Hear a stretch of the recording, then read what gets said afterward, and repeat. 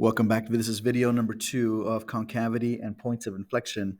So we are given this nice table that kind of organizes the information, some of the information that we've already done over here, and then some information that we're about to do over here. But it's written in a way where we can kind of make connections so that we can remember how to do things a little bit easier. So for example, if we're given the first derivative, we know that we can find a critical point by setting that derivative equal to 0 or finding where the derivative is undefined, where it doesn't exist.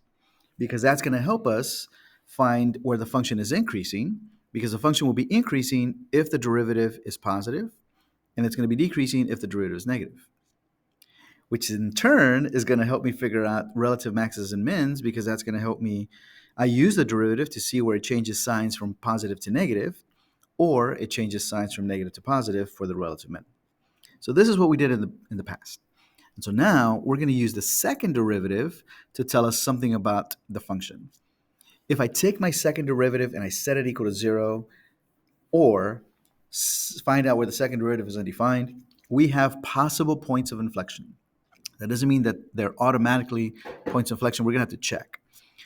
How do we check? Well, we find out where the second derivative is positive, because that means it's the function, original function, is concave up. We find out where the second derivative is negative, because that's where the original function is concave down. And if the second derivative changes signs, then we know the original function has a point of inflection. So setting the second derivative equal to 0 or finding out where the second derivative is undefined or does not exist doesn't automatically give us a point of inflection, but those will be the candidates for testing to see if there is a point of inflection. And we're going to test it by building a sign chart. And so if you look at the next page, that's exactly what we see on this side. To answer questions using the second derivative, we got to find the possible points of inflection. And we do that by setting the second derivative equal to 0 or finding out where it's undefined, the second derivative. We're going to build a sign chart to find intervals where the second derivative is positive, meaning concave up, the original function concave up, and the second derivative is negative, where the original function is concave down. And then we're going to interpret the sign chart to see what's going on and possibly find those points of inflection. So it's a very similar process. However, we're dealing with the second derivative. It's very important that we label our sign chart so that we know what we're looking at, and always read the question to make sure you're answering the question they're asking. So we're going to start with example 1 here, and we'll finish example 1 in this video. The question is, can you find the open intervals where the function f of x is concave up and where it's concave down? And can you find any x intervals where the function f of x has a point of inflection on the interval between 0 and 2 pi? Give a reason for your answer. Okay, so if I'm talking about concavity, I need to find the second derivative, which means I need to find the first derivative first. So let's find the first derivative. This would be 4x to the third minus 6x squared minus 24x. Great, I got my first derivative. But this would help me if I'm looking for increasing, decreasing, or if I'm looking for relative minimums and maximums. So I'm going to go on to the second derivative. Take the derivative of the derivative. So that would be 12x squared minus 12x minus 24. This is the function that we're going to need to analyze whether we have concave up or concave down in our original function, right? So we're using the second derivative to tell us something about the original function. I notice that all of these are divisible by 12, so I'm going to factor out a 12. And then I know that we can factor this out if we do something like this. I think it's x minus 2, x plus 1. And so there I have my second derivative. Great. Do we know what are the x values that make the second derivative equal to 0? Well, I'm going to write down here the second derivative is equal to 0 if x equals 2 and x equals negative 1. How do I know that? These two x values are the numbers, the values, that if I substitute them into my x's in the second derivative, it'll make the whole thing equal to 0. Is the second derivative ever undefined?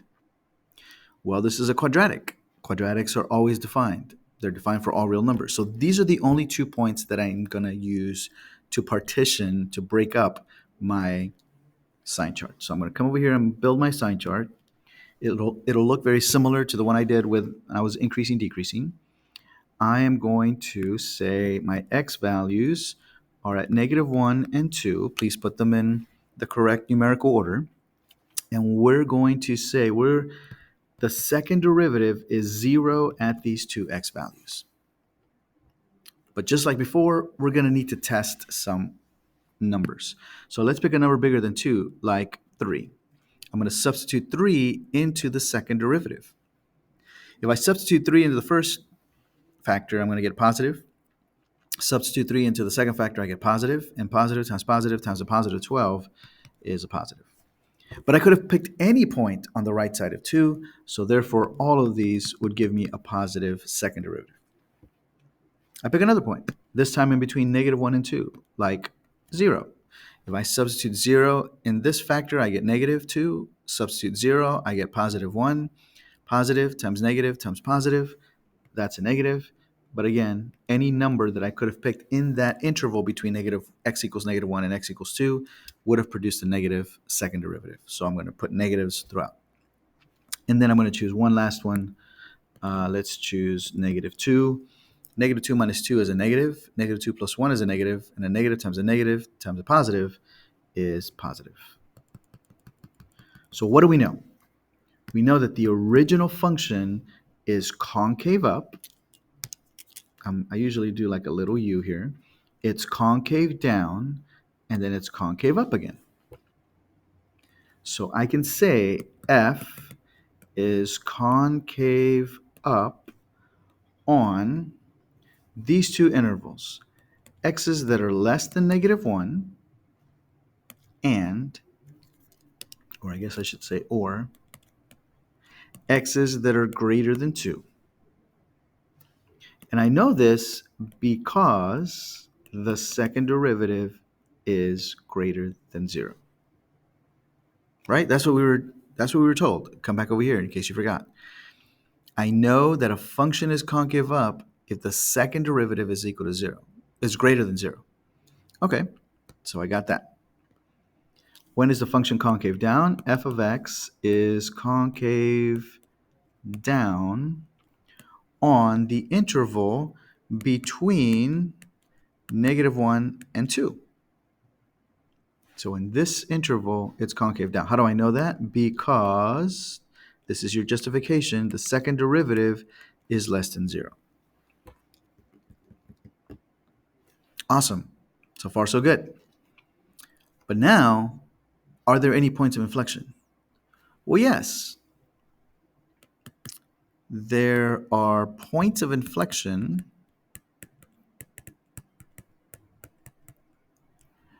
at x equals -1 and x equals 2 because, let's write out the word, because the second derivative changes signs at those points.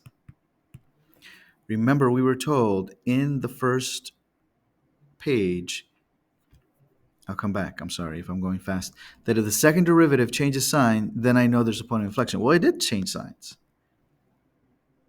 It changed signs. The second derivative changed signs from positive to negative, and the second derivative changed signs from negative to positive at these 2 points. So that's how I know there's a point of inflection.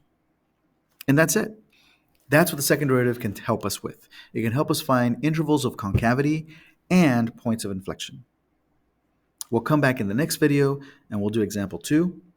I think that one might have been the one that has the domain of 0 to 2 pi. I think this might have been a little bit, he might have put this a little bit early. I think that one maybe goes for example 2.